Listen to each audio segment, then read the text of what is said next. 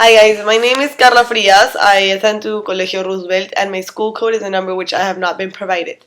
I'm going to be analyzing Penelope by Caroline Duffy. So the first thing you should know is that Penelope is a Greek mythology character which is married to Odysseus, and it describes how the feelings that a woman who has been left alone feels at that time. So the first stanza talks about the sudden realization that Odysseus, her husband, has left her and is no longer close to her. She's feeling all these ambiguous thoughts and ambivalent feelings, and she portrays them through her words. The second stanza talks about how desperate she is to have him back, and how her desire to be with Odysseus has led her to choose over several factors and sacrifices without the uncontempt, because she's so in love and she's willing to give everything for her husband.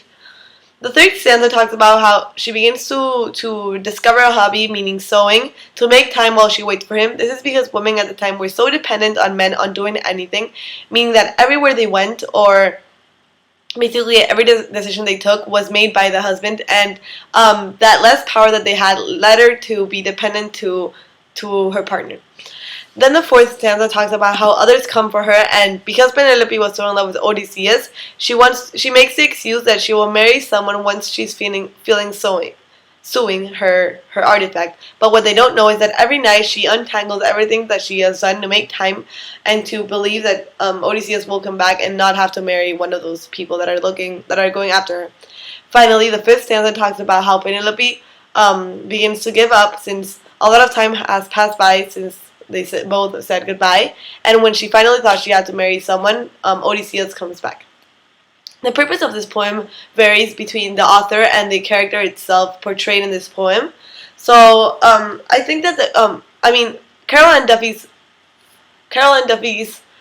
purpose is to portray the woman's role at that time and the dependency that they had on men through the expression of thoughts, and Penelope's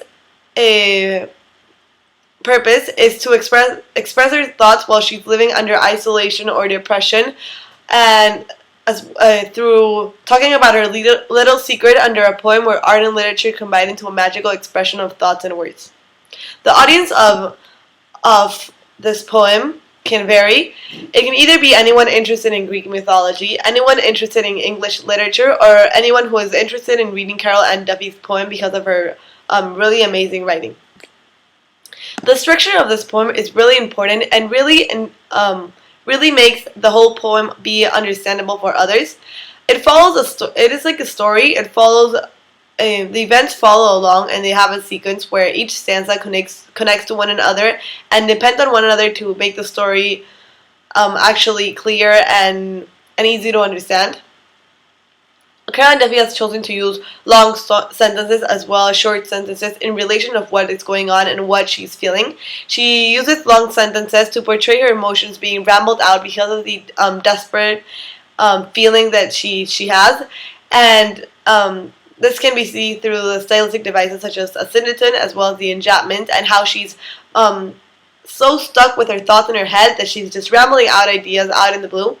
But then she uses short sentences when describing how she's sewing. This is because the act has two meanings: either the actual physical act of sewing, as well as her inner soul being portrayed through the act of sewing, which we will talk about later.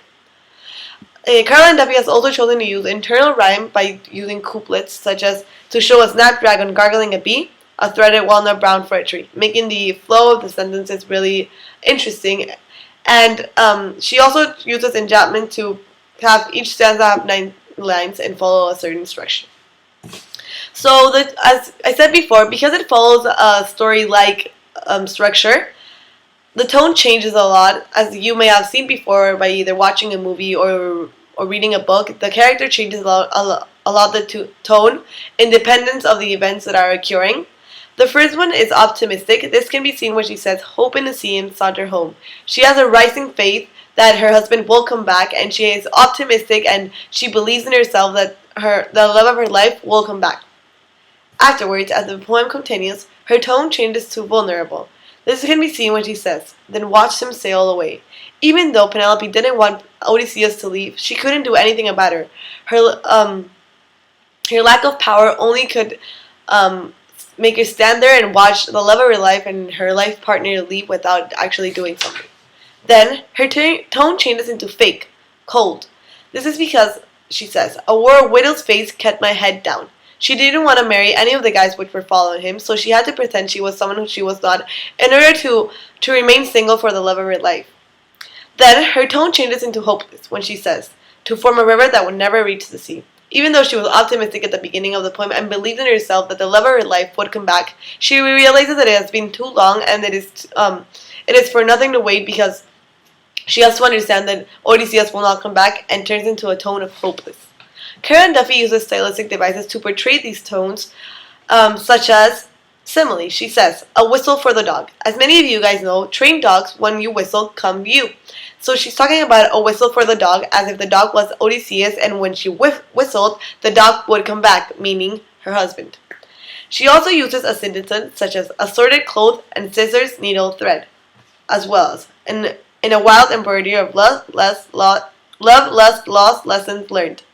The sentences are really good because it allows the portrayal of ambivalent thoughts through the ambiguous situation, allowing us to understand her complexity of feelings and emotions, to relate to one another, and to comprehend what she's going on, either with herself or her surroundings. She also uses metaphors such as I sewed a girl. She's actually talking about the physical action of sewing an object, but she's also talking about sewing her inner soul, which has been broken by her heart because of the love of her life leaving, and she's so vulnerable that she tries to sew and put her life back together. She also portrays symbolism when saying, to show a snapdragon gargling a bee. She symbolizes snapdragon as her husband and a bee as herself. And when she says, the snapdragon, meaning Odysseus, gargling a bee, meaning Penelope, she means that she's so vulnerable and captured and blind because of the love that she's feeling, that she just lets her soul be taken by her husband and doesn't care at all because she's so aware of how in love she is that she does not care of her being dependent to him. She also uses enjambment, as I said before, to make the sentence long, such as with heroism's boy, next sentence, and lost myself completely. She also uses anthropomorphism when she says, and named it surely at the middle of the needle's eyes once more. She puts the needle's eyes is what she uses to sew. So when she says the needle's eyes, it means that that Odysseus has finally come back and that her final goal has been reached, either by completing her object that she has been sewing or waiting for her husband. Finally, she uses another symbolism when she says gray threads and brown. She uses colors to use symbolism to portray her emotions, because brown and gray are usually the lack of hope, the pain, and the sadness, and that is exactly what she's feeling. Throughout this poem, she also uses